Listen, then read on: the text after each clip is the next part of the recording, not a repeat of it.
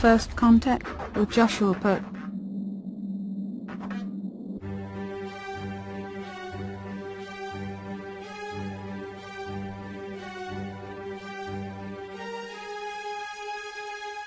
Hello, Earthlings. How you doing today? Welcome to First Contact Radio. We've made it to the end of this week. It is Friday, 20th of October 2017 on the Gregorian calendar. Of course, on the Jewish calendar, the date is a bit different. Today is the 30th of Tishri and the year 5778. Today is the last day of the month of Tishri on the Jewish calendar. 11 more days to go on the month of October on the Gregorian calendar. For our astrology today, the planets and the stars, just like yesterday and tomorrow and the next day after that, our sun will continue to be in Libra. You can see we're at 27 degrees, so only 3 degrees left to go, less than 3 degrees because it's 27 degrees 23 minutes, so slightly less than 3 degrees before it moves into the next sign, which will be on Tuesday the 23rd here in America when it hits into Scorpio. Our moon sign is currently in Scorpio, so we have an air sign for our conscious mind and a water sign for our unconscious mind. Just a quick refresh. Air sign, Libra, tarot card of justice, all about balancing out the energies in our life by saying and doing the things that help us and avoid saying and doing the things that hurt us.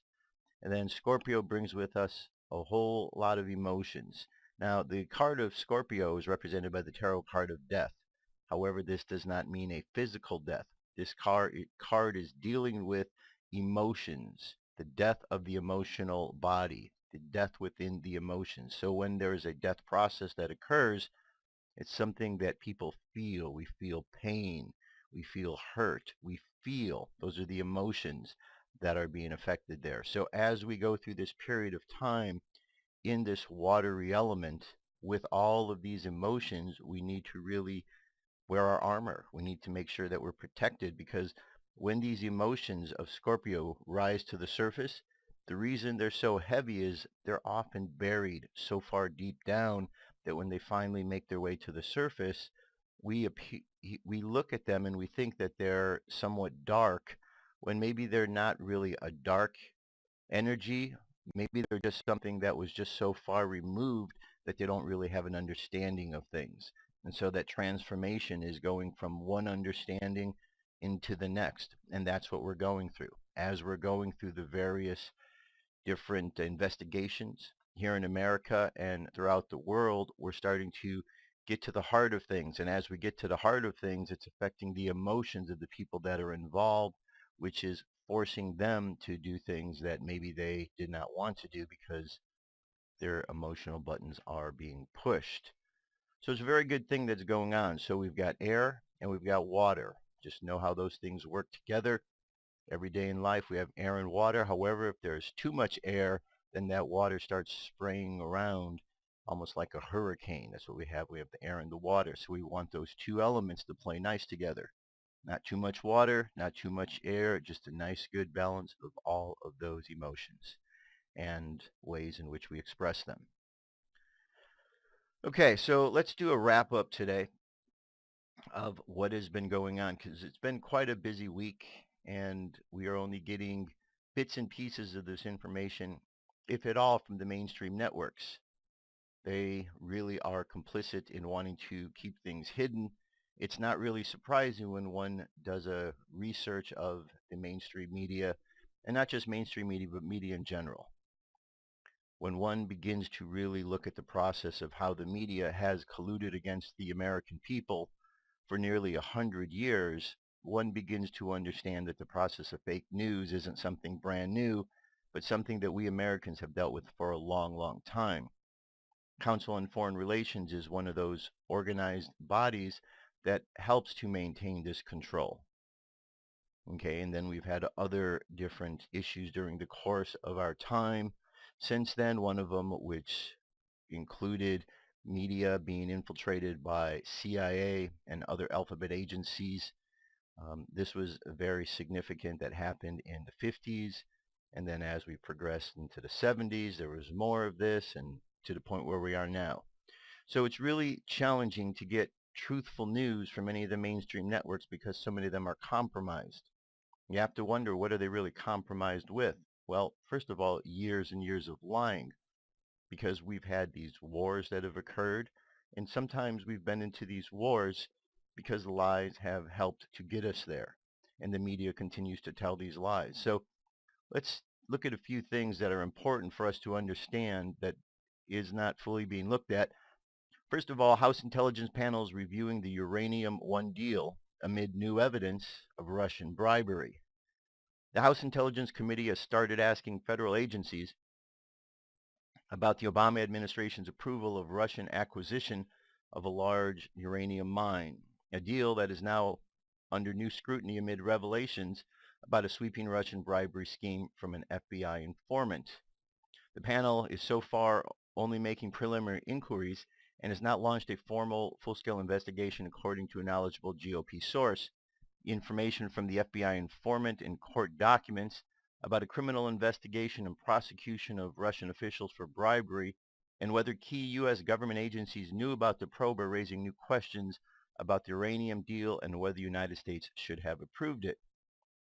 New details about the extensive Russian bribery scheme and the U.S. government prosecution of it, reported by the Hill newspaper and Circa News, has also drawn renewed attention to millions of dollars the Clintons received from the Russians with ties to the state-owned entity involved in the acquisition.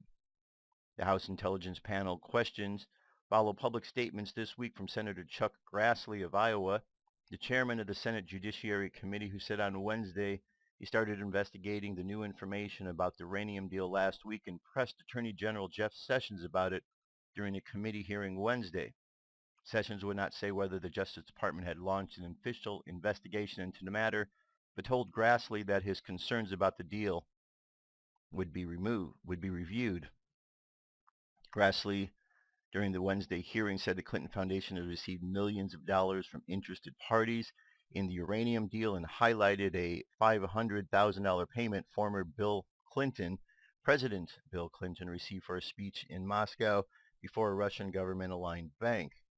Grassley on Thursday called the Justice Department to lift a gag order on the FBI informant, barring him from speaking to Congress about the Russian bribery scheme and any links to the Obama's administration decision to approve the Moscow takeover of the U.S. uranium mine. The Justice Department during the Obama administration reportedly threatened to prosecute the informant if he disclosed details of the involvement in the investigation to Congress. Grassley said that he also questioned the circumstances surrounding the uranium deal in 2015. Senator John Barrasso asked the Justice Department this week for documents related to the FBI investigation into the uranium deal, as the Washington's Free Beacon reported Thursday. Barrasso's concerns about the deal first began in 2010 when he learned that Rosatom, Russia's state-owned nuclear arm, would be acquiring up to 20% of the U.S. uranium in a deal with Canada-based Uranium One. The senator, a senior member of the GOP leadership who sits on the Energy and Natural Resources Committee, says the Obama administration never responded to his request for information after reports that Bill Clinton received a $500,000 sum for speaking to a Moscow state-aligned bank, and several Uranium One officials donated $2.35 million to the Clinton Foundation. Key House Republicans provided some of the harshest public warnings about the deal in 2010 before it was approved. 4 top House Republicans raised the alarm about the Uranium One deal with Russia, citing the widespread continuing Russian corruption and urging a top Obama official to block it. The lawmakers sent a letter to then Secretary Timothy Geithner in October 2010, urging him not to approve the sale of the U.S. uranium mine to a subsidiary of Rosatom, Russia's state-owned energy firm that serves as its main nuclear agency. They released the letter in a press release October 5, 2010. The U.S. government moved forward and approved the deal later that month.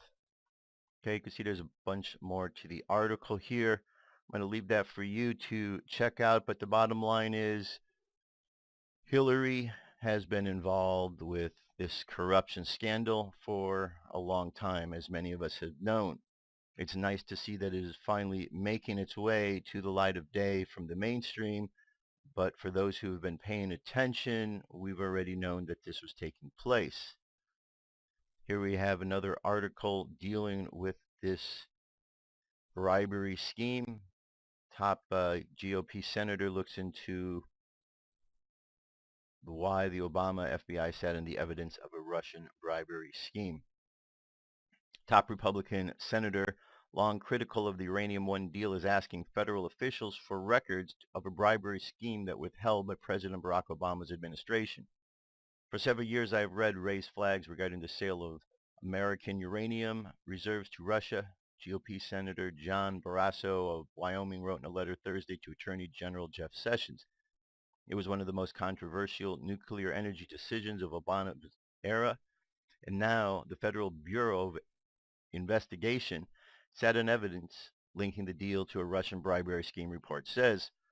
Barrasso, the fourth-ranking Senate Republican, asked Sessions for documents related to an undisclosed investigation recently uncovered by the Hill news outlet detailing a Russian bribery scheme to increase their U.S. interests. I'm extremely disheartened and disturbed by recent reports indicating the Committee on Foreign Investment in the United States, CFIUS, C-F-I-U-S, approved the Russian Uranium One deal despite the fact that the Department of Justice, a member of CFIUS, evidence of corruption by nuclear officials in the United States, Barrasso wrote to Sessions. FBI agents gathered extensive evidence as early as 2009 that showed Moscow had compromised an American uranium trucking firm with bribes and kickbacks, the Hill reported. The FBI also had an eyewitness account and documents showing a Russian nuclear officials funneled millions of dollars into the U.S. to benefit former President Bill Clinton's charitable foundation while former Secretary of State Hillary Clinton was in office. As the head of the State Department, Clinton had a seat on the board tasked with recommending to the president whether or not he should approve Rosatom's takeover of Uranium One. Former Republican Representative Mike Rogers of Michigan said he and other lawmakers had serious concerns about the deal, he told The Hill. Rogers, who chaired the House Permanent Select Committee on Intelligence, said the Obama administration never notified him of evidence the FBI had gathered on the Uranium One bribery racket. Barrasso sent a letter in December 2010 to Obama expressing his alarm over the transaction that would give Russia control of a sizable portion of America's uranium production. Okay, so these are all serious concerns, serious issues indeed that have been going on underneath the watchful eye of the American public. And now we need to take some action on this by simply, the question is, what can we do? What we can do is to share this story, okay, because the mainstream is trying to keep it quiet, but there is far more way to pass news and information along through the social networks. So we need to share these stories. That way they don't get hidden, because there are efforts to hide these stories. You see, there truly was collusion between Russia and the United States during the course of the last election cycle, but it wasn't with President Donald Trump. This collusion was entirely with the Democratic Party, and it wasn't just in 2016. It goes back all the way to 2009. 2009, that's when President Obama first took office. So during the entirety of President Obama's terms in office, during the entirety of that time, there was corruption going on. Yet this president could dare go out and say there wasn't a smidge of corruption during his time. Sure thing there, Barack. Sure thing. Okay, switching gears, the Weinstein Case is another big story that has been making the news. Here is a bit of information showing how it's progressed. The Los Angeles Police Department has opened a criminal case into Weinstein for the rape of an Italian model in 2013. The Harvey Weinstein case has been brutally exposing for the nummies who aren't aware of the underground culture of rape and sexual assault, which had long since been believed to be a conspiracy by the mainstream media and those who walk around believing the world is made of peaches and cream. Unfortunately, for those who wish to keep the abuse in the shadows, the entire nation has been red-pilled by the Weinstein case, and it's only the beginning phases. While Weinstein now can claim he has a problem and needs rehabilitation, the ever-mounting case against him is only building. Many have asked why law enforcement hasn't changed the Weinstein yet, and some charged Weinstein yet, and some of those cases are covered by the statute of limitations, which is absurd. Well, thus far there have only been rumors of legal repercussions for the crimes of Weinstein. Now today it is being reported that Weinstein indeed will potentially face criminal charges as the Los Angeles Police Department begins to investigate the 2013 rape of an Italian model who met with several detectives from the LAPD on Thursday morning. The unnamed woman said that she has now provided a detailed account of the sexual assault, where movie mogul Harvey Weinstein sexually assaulted her at a hotel room in Southern California in 2013. This new claim from the model will become the sixth series of accusations by women to accuse Harvey Weinstein of either rape or forcible sex acts against their will. The Los Angeles Police Department, via Captain Billy Hayes, confirmed that the department has launched a criminal investigation into the acquisitions, the first sign that Weinstein may potentially face justice.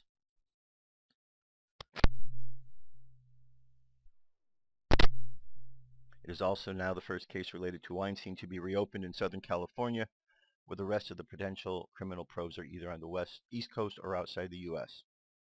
Okay, so this continues to pick up steam, this case. One of the bits of information I'm seeing out there is an appeal going out to Corey Feldman to have him speak out about what he knows. And he is connecting with his fans and with his audience on Twitter, saying that this is something that he is deeply concerned about. He's glad to hear that others are talking about this. He is looking to find a way, apparently, of how he could bring this information to light, because, well, on one hand, we think he's just acting, in a certain way by not putting these names forward.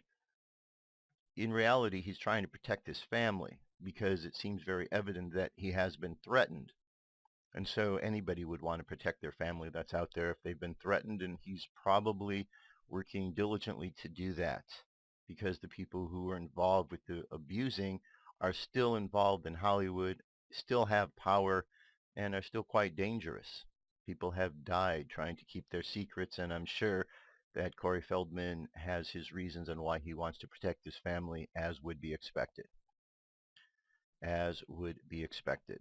All right, next big story that we've been looking at all week long to see where we're at is the Las Vegas investigation, which gets crazier by the moment. Further investigation into the Las Vegas Massacre. Too many roadblocks. What are they hiding? There are so many issues to examine in the Las Vegas Massacre.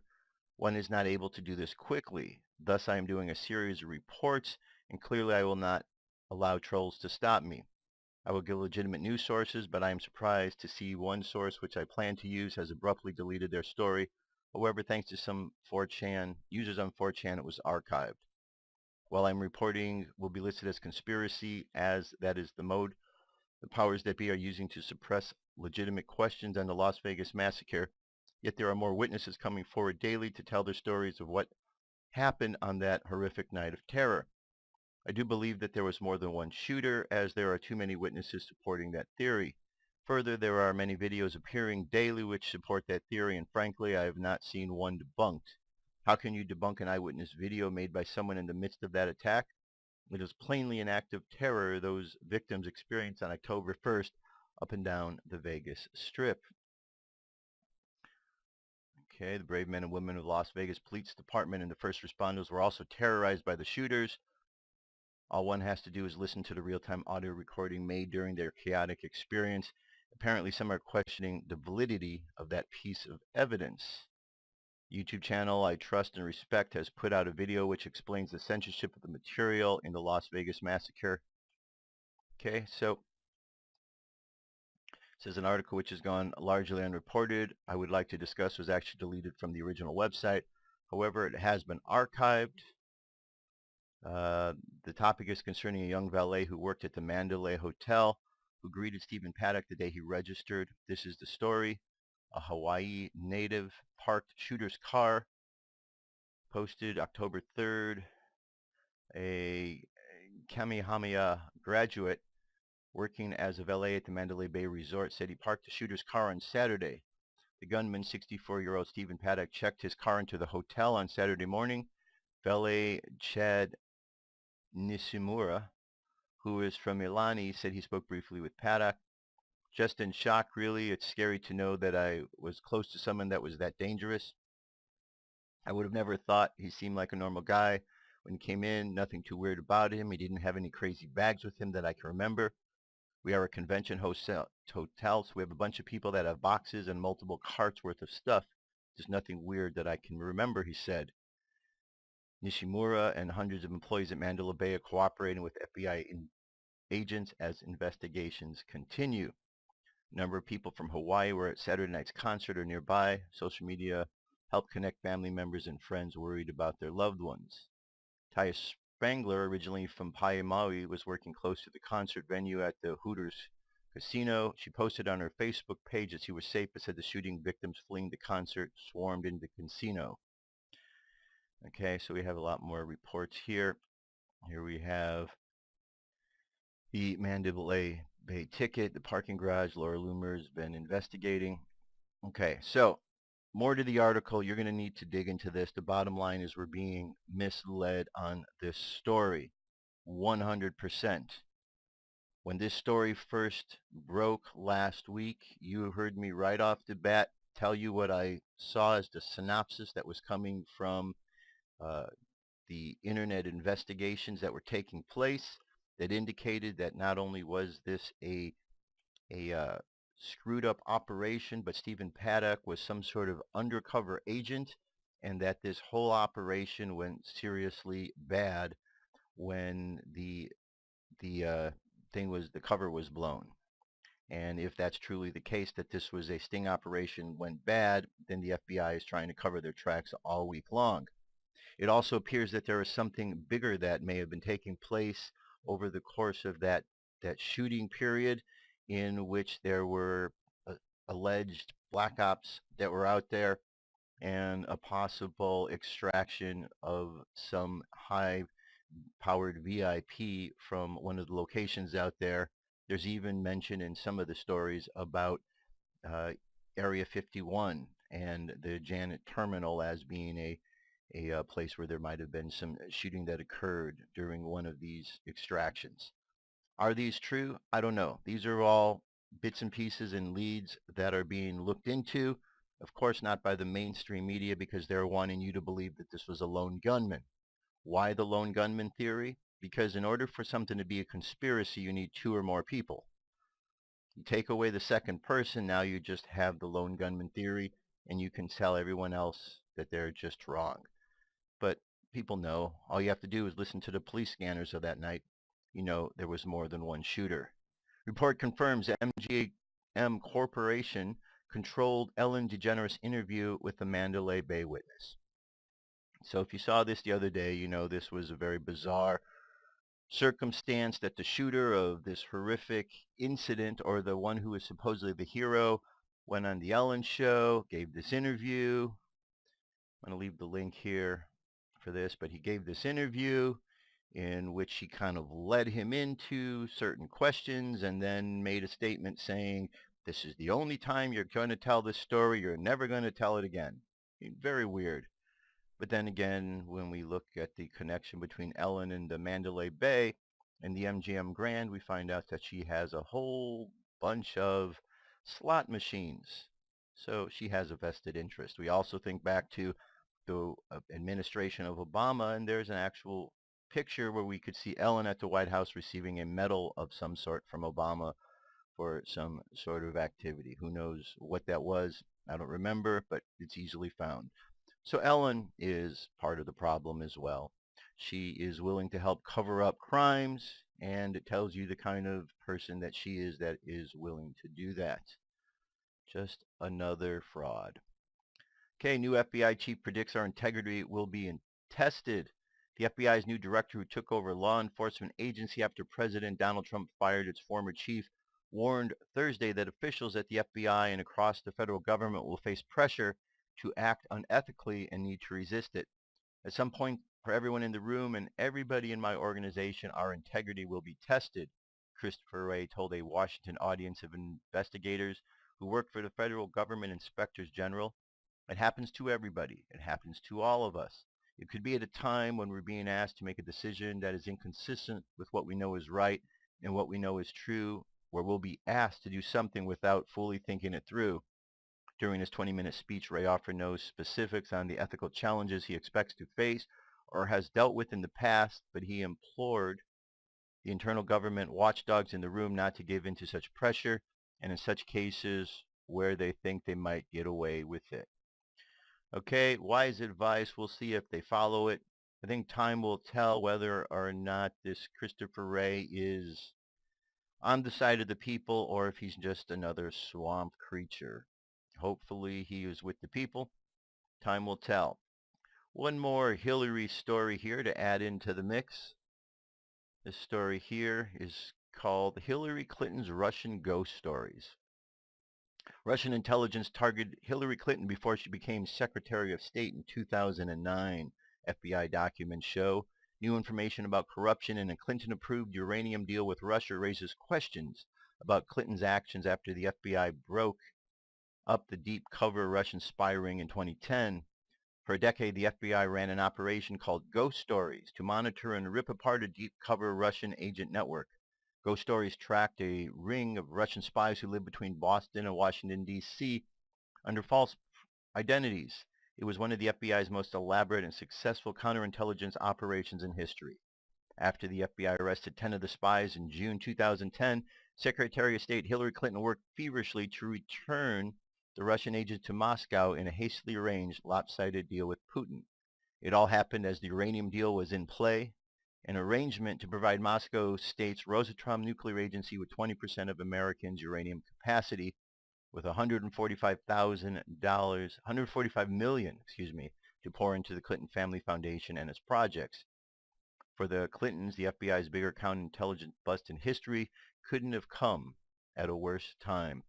The day before the FBI arrested the Russian agents on June 28, 2010, the day before the Secretary of State husband Bill Clinton was to give a speech at Moscow, a Kremlin-connected investment bank, Renaissance Capital, paid the former president $500,000 for the hour-long appearance.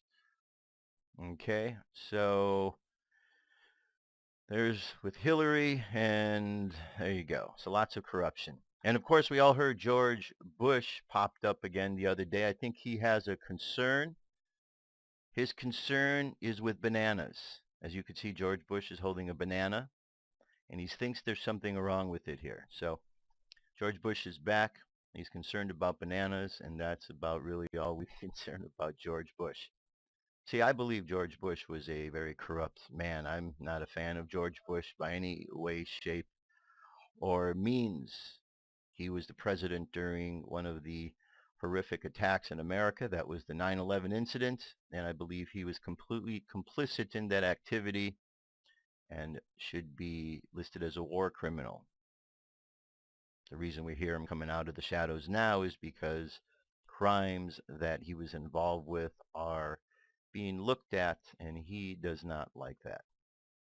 Does not like that at all. And finally, let's do a daily thought for today.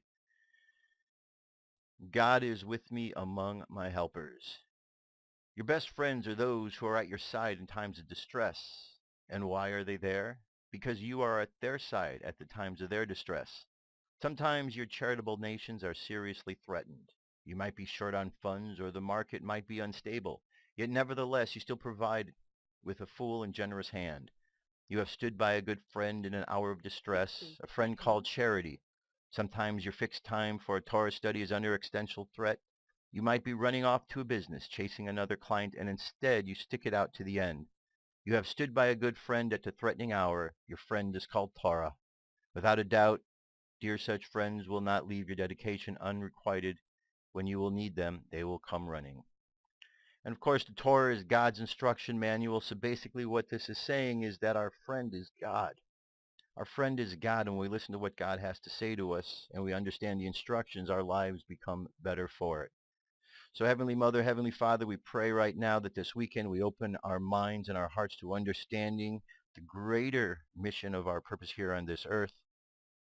And let that be enough for us to have that understanding. Amen. 10 seconds. That's it, my friends, for the week. Please go review all the stories. FirstContactRadio.com is the place to go.